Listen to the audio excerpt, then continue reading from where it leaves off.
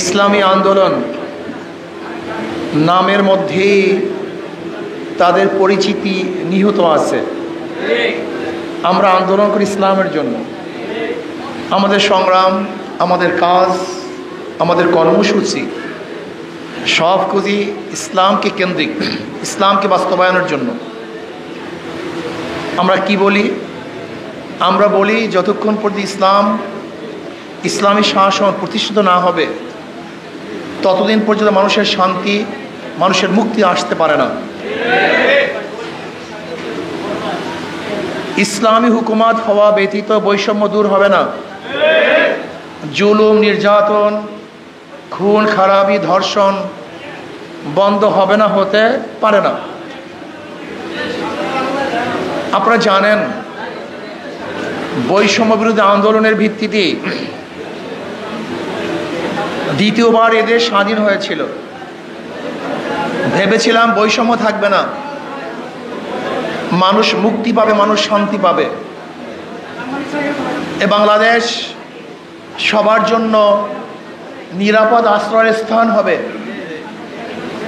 বাংলাদেশের যুবক সমাজ কর্মসংস্থান, চরিত্রবান, আদর্শবান, নীতিবান এক যুব সমাজ গড়ার মাধ্যমে আমরা দেশকে গড়তে পারব। আমাদের মা বোনেরা ন্যায্য অধিকার প্রতিষ্ঠিত করতে পারব। আমাদের শ্রমজীবী মানুষদের ন্যায্য অধিকার প্রতিষ্ঠিত করব। বাংলাদেশের প্রত্যেকটা মানুষ স্বাধীন বাংলাদেশে ঘুরবে, জির পড়া থাকবে না। বাংলাদেশ কোনো দেশের অধীনস্থ হবে না, স্বাধীন কান্ট্রি, নিজের সিদ্ধান্ত নিজে গ্রহণ করবে। আমাদের উপরে কেউ আঙ্গুল তুলতে পারবে না।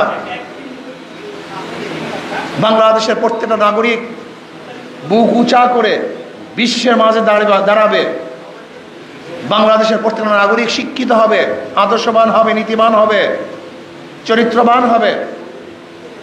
প্রত্যেকটা দরিদ্র সীমার উপরে চলে যাবে। বস্ত্রহীন কোনো মানুষ থাকবে না,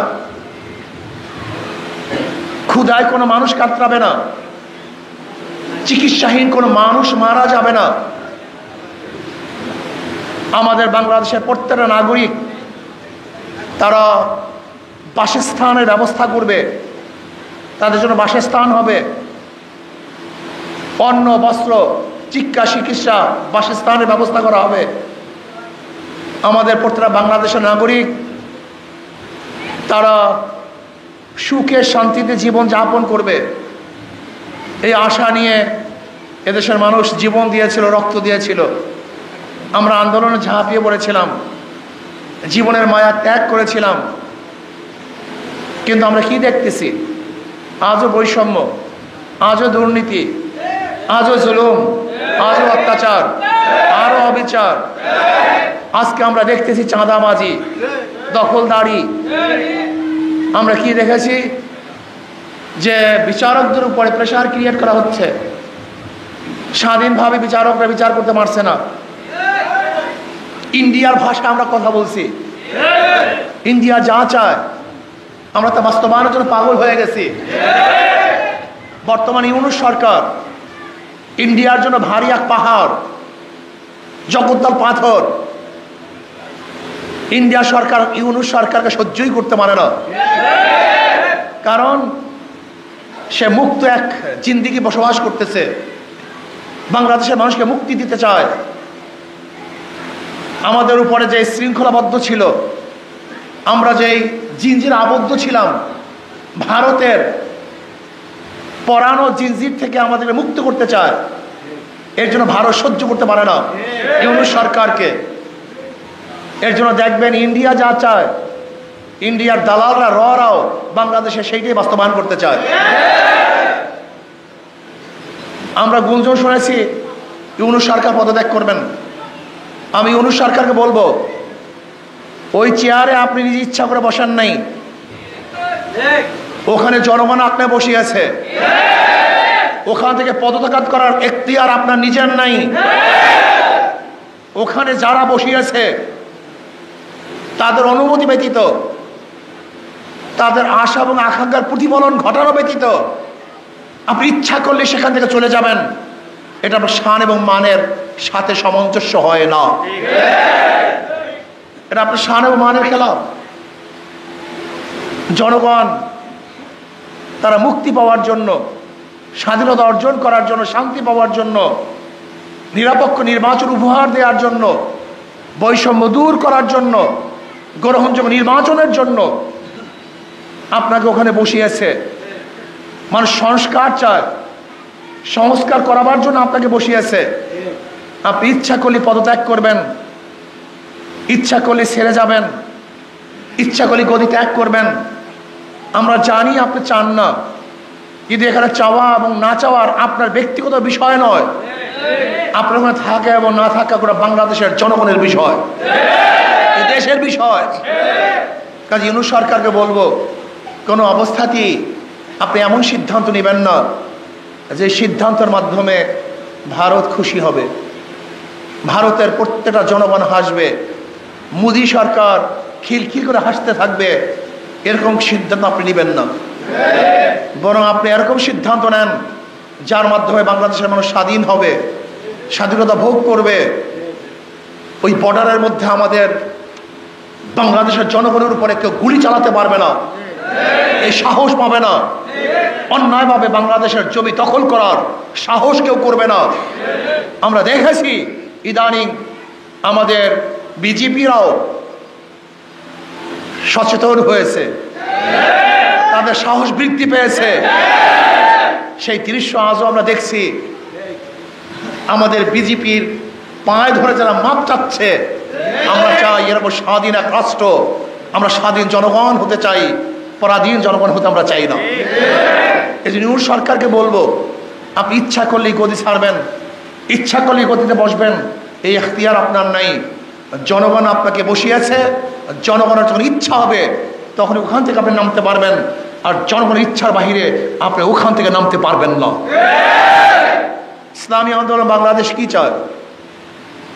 মানুষকে মুক্তি দিতে চায়, শান্তি দিতে চায়, বৈষম্য দূর করতে চায়। সাম্প্রদায়িক দাঙ্গা থাকবে না, সাম্প্রদায়িক সম্প্রীতির ভিত্তিতে দেশকে পরিচালনা করতে চায়, জুলুম মুক্ত, চাঁদা মুক্ত এক দেশ করতে চায়। আর ইসলামী আন্দোলন বাংলাদেশ বিশ্বাস করে মাদার গাছ লাগিয়ে আমের আশা করা যায় না, তেঁতুল গাছের মাধ্যমে মিষ্টি ফলের আশা করা যায় না, চোরের মাধ্যমে চুরি বন্ধ হবে না, দুর্নীতির মাধ্যমে দুর্নীতি বন্ধ হতে পারে। যারা চাঁদাবাজি করে এরা ক্ষমতায় গেলে চাঁদা বন্ধ হবে না, যারা জুলুম করে এরা ক্ষমতায় গেলে জুলুম বন্ধ হবে না। যারা চোর ডাকাত, এই চোর ডাকাতরা ক্ষমতায় গেলে চুরি ডাকাতি বন্ধ হবে না। আপনারা কি চান? বারবার রক্ত দিবেন, বারবার সংগ্রাম করবেন? আর কোনো মার্ক আমরা দেখতে চাই না, আর কোনো আদর্শ নীতি আমরা দেখতে চাই না। আমরা দেখতে চাই মদিনাওয়ালার নীতি, মদিনাওয়ালার আদর্শ। আব্রাহাম লিঙ্কন, কার্ল মার্কস, মাওসুদুরকে নেতা মানতে চাই না, মদিনাওয়ালাকে নেতা মানতে চাই, অন্য কাউকে নেতা মানতে চাই না। জনাবে মুহাম্মদ রাসূলুল্লাহ সাল্লাল্লাহু আলাইহি আমাদের নেতা, তার আদর্শ অনুযায়ী দেশকে করতে চাই। আর বিশ্বাস করি জনাবে মুহাম্মদ রাসূলুল্লাহ সাল্লাল্লাহু আলাইহি ওয়াসাল্লাম আদর্শকে বাস্তবায়ন করতে পারি, তাহলে প্রত্যেকটা মানুষ শান্তি পাবে, মুক্তি পাবে। আমার মা বোনেরা ন্যায্য অধিকার ভোগ করতে পারবে। শ্রমিক, ঋষি, কামার, মজদুর, জেলে, তাঁতি সবার মর্যাদা বৃদ্ধি পাবে। এবং অধিকারের জন্য শ্রমিকদের কারা রাস্তা নামতে হবে না, বরং সরকার তাদের অধিকার তার দায়িত্বে প্রতিষ্ঠিত করবে। এই জন্য আসুন, বিভিন্ন আদর্শ দেখেছেন, ডেমোক্রেসি দেখেছেন, সোশ্যালিজম দেখেছেন, ক্যাপিটালিজম দেখেছেন, কমিউনিজম দেখেছেন, সেকুলারিজম দেখেছেন, সব ইসলাম বাদ, এবার ইসলামী ইসলাম আমরা দেখতে চাই। বহু নেতা দেখেছেন, সমস্ত নেতাবাদ। এবার মদিনাওয়ালার চেহারার সাথে যার চেহারা মিলে, মদিনাওয়ালার আদর্শের সাথে যার আদর্শ মিলে, এরকম নেতা আমরা দেখতে চাই, অন্য সব নেতাবাদ। আর আমি বারবার একটা কথা বলি, আমাদের মার্কার মধ্যে ধোঁকাবাজি। যেমন আমরা যারা নৌকা নিয়ে নির্বাচন করি, নৌকা কারা চালায়? গরিবরা, মনে করে গরিবের প্রতীক, কিন্তু যারা নৌকা নিয়ে নির্বাচন করে তারা নৌকা চালাতে পারে না। ধান কাটা, ধানের শীষ গরিবদের প্রতীক, কিন্তু যারা ধান নিয়ে নির্বাচন করে তারা ধান কাটতে, নাঙ্গল গরিবরা চালায়, নাঙ্গল কে বহন করে? গরিবরা, গরিবদের প্রতীক, কিন্তু যে নির্বাচন করে সে নাঙ্গল চালাতে পারে না। কুঠার গরিবদের প্রতীক, কাটে কারা? গরিবরা, কিন্তু যারা কুঠার নিয়ে নির্বাচন করে তারা নিজেরা কাঠ কাটতে পারে না। গরুর গাড়ি গরিবদের প্রতীক, গরুর গাড়ি কারা চালায়? গরিবরা, কিন্তু যে গরুর গাড়ির প্রতীক নিয়ে নির্বাচন করে সে নিজে গরুর গাড়ি চালাতে, বুঝাতে পারছি? সবাই প্রতীক নিছে গরিবদের, কিন্তু কেউ কিন্তু গরিব না। প্রত্যেকে প্রতীক নিছে গরিবদের, কিন্তু কেউ সেই গরিবের প্রতীক নিচে চালাতে পারে না। তার মানে তাদের প্রতীকের সাথে ধোঁকাবাজি আছে। কিন্তু ইসলামী আন্দোলনের প্রতীক হলো হাত পাখা। এটি এমন এক প্রতীক যে নির্বাচন করে সেও চালাতে পারে, যারা করে তারাও চালাতে পারে। এটা পুরুষরাও চালাতে পারে, মেয়েরাও চালাতে পারে। সব মার্কা ফেল করে, কিন্তু হাত পাখা ফেল করে না। হাত পাখা শান্তির প্রতীক। কেউ কোনো মার্কা নিয়ে ঘুমায় না, বিছানে রাখে না, নাঙ্গল নিয়ে কেউ ঘুমায় না, ধানের শেষ দিয়ে কেউ ঘুমায় না, নৌকা দিয়ে কেউ ঘুমায় না। হাত পাখা এমন এক প্রতীক, সেটা বুকের মধ্যে, কলিজার মধ্যে নিয়ে এসে ঘুমায়।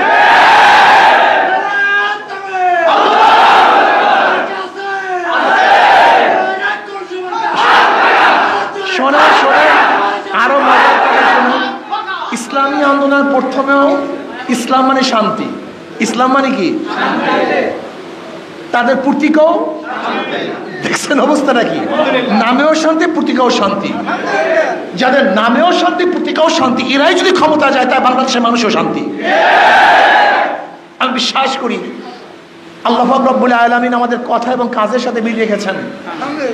ইসলামী আন্দোলন বাংলাদেশ প্রথম থেকে শুরু করে আজও পর্যন্ত কথা এবং কাজে মিল। গতকালকে এক কথা, পরের দিন আর এক কথা। লন্ডনে যাওয়ার আগে এক কথা, লন্ডন থেকে আসার পরে আর এক কথা। বুয়ার কাছে গেলে এক কথা, বুয়ার থেকে বের হইলে ভিন্ন কথা। ইসলামী আন্দোলন বাংলাদেশ রুমেও যা বলে, মাঠেও তাই বলে, গোপনেও যা বলে, প্রকাশ্যে একই কথা বলে। এর ইসলামী আন্দোলন কোনো গোপন কোনো কথাই নেই। ইসলামী আন্দোলনের গোপন কোনো কথা নেই। আমাদের কথা সব প্রকাশ, সব প্রকাশ্যে। ইসলামী আন্দোলন বাংলাদেশ কাজে এবং কর্মে, কথা এবং কাজে পূর্ণ মিল আছে কি নেই? পারলে দেখান, মিল নাই আমাকে দেখান। পারবেন না। সব দলের মধ্যে হাজারো বেমিল পাবেন। ইসলামী আন্দোলন বাংলাদেশ যা বলে তাই করে। ভুল করলে, অন্যায় করলে মাপ চায় ওপেনে, সবার কাছে মাপ চায়, আল্লাহর কাছে মাপ চায়। আবার যদি তারা ঠিক কাজ করে, গোটা দুনিয়ার মানুষ তাকে গিবত শিকায়ত করলেও তাদের কিছু আসে যায় না, তোয়াক্কাই করে না। ইসলামী আন্দোলনের প্রতি এমন কোনো গিবত নাই, শিকায়ত নাই, অভিযোগ নাই যা করা হয় নাই, কিন্তু থামাতে এটা সুন্নাত। কিভাবে সুন্নাত? নবী আলাইহিস সালাতু ওয়াস সালামের উপর এমন কোনো অপবাদ নাই যে অপবাদ দেওয়া হয়নি। কিন্তু নবী আলাইহিস সালাতু ওয়াস সালাম মিশন কি থেমে গেছে না বাড়তেছিল? ঠিক ইসলামী আন্দোলনের উপরে যত বেশি বিপদ আসবে, যত বেশি দুর্নাম আসবে, ইনশাআল্লাহ থেমে থাকবে না, বরং বাড়তেই থাকবে। কাজে আল্লাহ আমাদের সবাইকে ইসলাম অনুযায়ী নিজেকে গড়ার ভিত্তিতে সমাজকে ইসলাম অনুযায়ী গড়ার তৌফিক দান করেন।